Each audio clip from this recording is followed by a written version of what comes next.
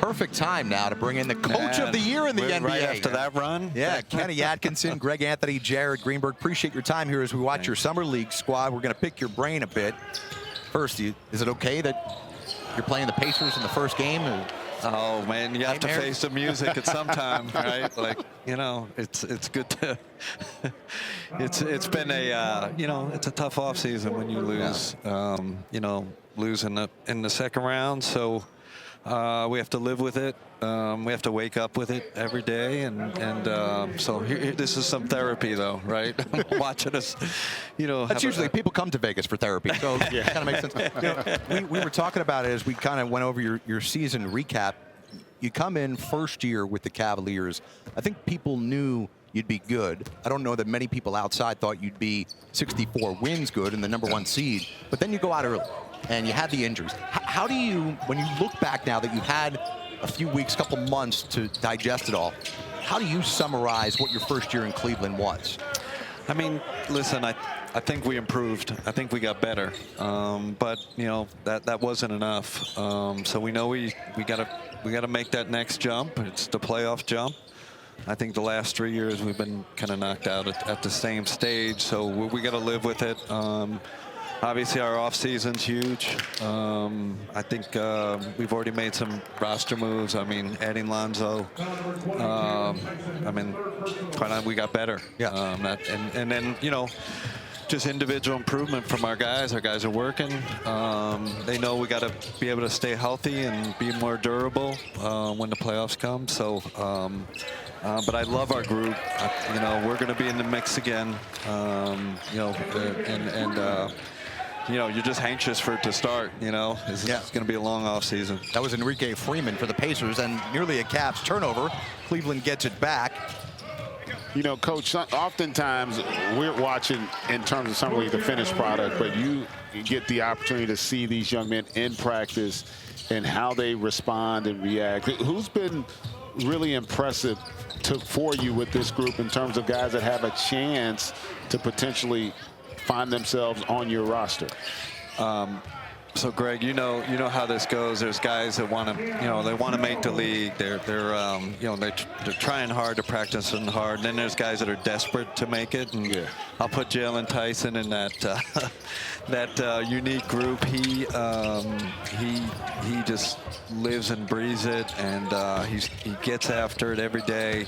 He's like a 10-year vet. Like, I've never seen a guy that he gets all the things he's got to do to get better, and he's desperate, and we need him. You know, losing Isaac, you know, we lose a wing, so there's going to be a spot for, you know, for and look at that drive. You know, he's gotten better physically. He's playing more physical. We got him picking up full court. He's going to have to serve that, you know, defensive role, but we love what we've seen so far this summer. Taylor Peter, the drive and the score for the Pacers. And that'll force the time. Will you stick around and talk to us some more? We got more questions. Yeah, I got like 30 more questions for you. It's a 51-38 score. We'll come back with the Coach of the Year in the NBA, Kenny Atkinson. Greg Anthony, Dennis Scott with us. I'm Jared Greenberg, still joined by the head coach of the Cavaliers, Kenny Atkinson. You know, big question in the offseason is your point guard position. We saw the amount of pain that Darius Garland played through in that playoff run that you had. He undergoes surgery. You lose Ty Jerome to Memphis in free agency. You bring in Lonzo Ball, as you mentioned. But what happens with that point guard depth for your roster now moving forward? Well, obviously, you know, big loss losing Ty, and we loved him. He had a great season, but listen, Kobe did an incredible job. He had Lonzo in his back pocket, and you know, we made that trade, and with that in the idea, like we needed more depth, losing Ty, and you guys know Lonzo. I mean, I've been a huge fan since he's been in the league. He's a system fit. He's 6'6.5". He defends way better than people think. You know, and just a great feel for the game, and you guys know more than anything, it's like IQ transfers in the playoffs, right? You said something that for the average fan at home, you talked about system fit, and sometimes that gets lost because fans will see a kid here and he's doing something really well, whether it be scoring a basketball, but that doesn't always translate to the next level because what they do best, they may not be good enough to do at that level. And so you're looking for guys that fit and fill voids on your roster, right? You're not looking for a first option offensively with Donovan Mitchell. So talk a little bit about that when you guys are scouting and evaluating and bringing pieces in, that system fit and how important that is. It's a great point, Greg. And I think the alignment with kind of me in the front office and the coaching staff in front office is huge, right? They have to kind of understand like how important it is, finding system fits. And when Kobe brought Lonzo's name to my, in front of me, I said, man, that aligns like perfectly with how we play. It's a guy that gets, makes other guys better. He's a kick ahead guy, and defends, and he's got positional size. So it's so important, and it's important at the summer league level, right? We bring in guys that fit how we want to play. Evan Mobley took a massive step last year. What's next for Evan Mobley?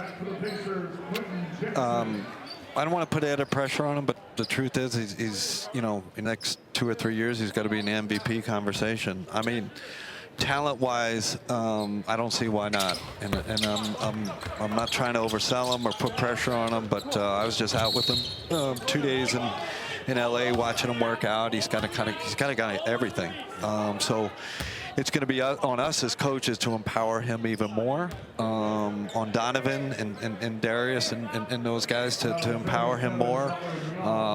He's gotten stronger already since the season ended, and you can just see it when a guy starts to figure it out. Like he's figuring out his routine, he's figuring out his diet, he's figuring out all the stuff that he's figuring out, the weights, the strength and conditioning stuff, and you combine that with talent and the human being he is and the character he is. Oh, well, and by the way, he's Defensive Player of the Year. It's like, why shouldn't this guy, put himself in the conversation, to be an MVP in this league eventually? That's a great point. And when you look at the overall landscape of the Eastern Conference now, Boston kind of in a retool mode, losing their best player.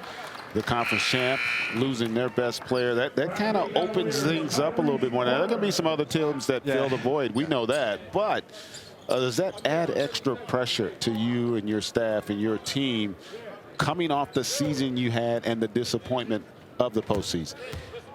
It obviously puts pressure on us, but I think it's welcome pressure. Like this is why we coach. This is why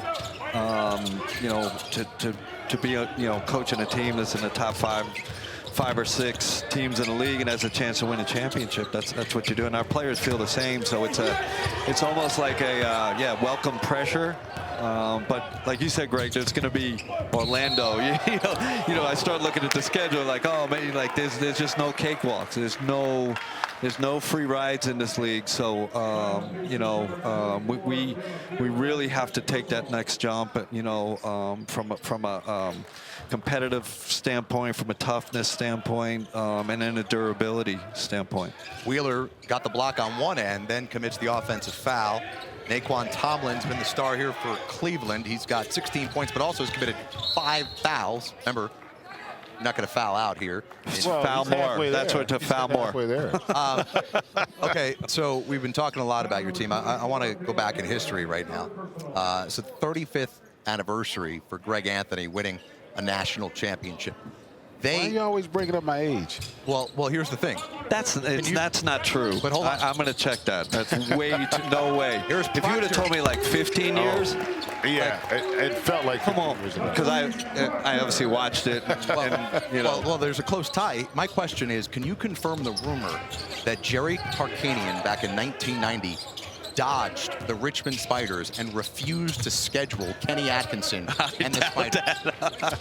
They didn't want any piece of you. No. That is definitely not true. How do you think? 90. So we lost to Duke in the first round, and they beat us by like 40. Like Leitner and those, they just absolutely. What would the score have been if Richmond and Kenny Atkinson would have gone up against Greg and the probably minus 40. I mean, that's like one of the all-time teams ever. And talk about a team that defended and was connected, and it's legendary. I mean, Greg, I love watching the teams, and the UNLV kind of you know, just that whole aura. For people from, you know, our era, we're reverent, you know. Did you ever see yourself, you go back to that, you're coaching the Richmond Spiders, and then all of a sudden now you fast forward No way. a few years and you're the head coach No way. of the Cleveland Cavaliers? That's No pretty way. amazing. It's like you just can't believe it. You like pinch yourself, like you're coaching Evan Mobley and Donovan Mitchell and. Hey, I have to interrupt this. And Jared, in case you didn't do your homework, I lost to GA in the Final Four, and I lost to the Richmond Spiders twice. Tournament in the regular season. So every time I see Kenny Atkinson, I'm like, why Now, is he Dennis, here? you Remind me of never should have TJ lost with the McConnell. talent you guys had. Yeah, they You had should a not really have- good team. You should not have lost. Would you light him up for that night, Kenny? I didn't light him up. I mean, we were well Kenny on the coached. score, he would lock you up, pick you up 94 feet, just like TJ McConnell. That's what Kenny did best. Yeah, man. Thanks, Dan. But man, your team, you had great teams, and we were really well coached and disciplined, and Yeah. pulled off a That's it. few upsets in our time. Yeah, 90-91 beating Syracuse. That was an incredible. Yeah, I mean, we were the upset kings. No, For a while there. For a while, yeah. No one wanted to see Richmond in the tournament. Nobody wanted to come to Richmond. Well, it was the great CAA. How many schools? Remember, Navy and David Robinson had the big upsets. Yeah. All those schools. VCU eventually. So one of my proudest moments is beating Navy and David Robinson at Navy. And that was the year they went to the Final Yeah. Eight. I mean, can you believe David Robinson took Navy to the final? That's Well, yeah, awesome. because he's an all-time great. I can't believe it. All-time Yeah, great. but that's still Navy. But they were number 6. By the way, how about that guy? You beat him. Jim Boeheim. He's hiding there. He's hiding. There he is. But we go into Navy, they're like 6th in the nation, and we did like a triangle and 2, but we put 2 on David, right? 1 in front and 1 back, in the back. And we end up beating him like at Navy. It was one of the greatest wins we had as a program. But man, what a great player, college player he was. People don't realize. Well, I hope people realize, I know the voters realize what a great job you did this past year. Coach of the Year, congratulations on the success you had. I know it's a tough pill to swallow the way the season ended, but we're looking forward to next year. I think you might be better off for it, right, moving forward. Yep, continued success to you guys. I know. Appreciate it. My family, we love watching you guys. We love listening to you. So just keep up the good work. I like that you put a New York guy. Yeah. Oh, yeah. That was all net. But yeah. What do you call it? That's not nepotism. What is that? Like regionalism? Yeah. You know? Like, Favoritism. yeah, the favoritism, like regional favoritism. Queens guy. Yeah, we didn't get a chance. I wanted real quick to give a shout. The kid, Naquan Tomlin, has been New York kid. incredible. I don't know where Kobe found him. Like he didn't start playing basketball till he was like 8. His story is incredible. Wow. He's got an incredible story. So one of these late bloomers and our scouts and Kobe and Mike Gantz. I don't know how they find these guys. I'm like, this guy could be in our rotation next year. I get excited about players, but like, who knows? You never know. By the way, just for the record, our award-winning statistician to the Stars, David Freed, just pointed out, Dennis, you did score 15 points in 1988 against Kenny. Yeah. Kenny was limited to 6, but Kenny had a lockdown defensive game, and Richmond won the game, beating Georgia Tech. So Stop rubbing that in. Kenny, thank you. I'm having sophomore nightmares again. Come on, Brian Oliver, get the ball over half court. Daddy, thank you for joining us. Man. Appreciate you. That was great. Thank you, Appreciate sir. you. All right. 51-49, the Cavaliers lead it. We appreciate Kenny joining us. We'll take a timeout and come back for the final 1:10 of the first half.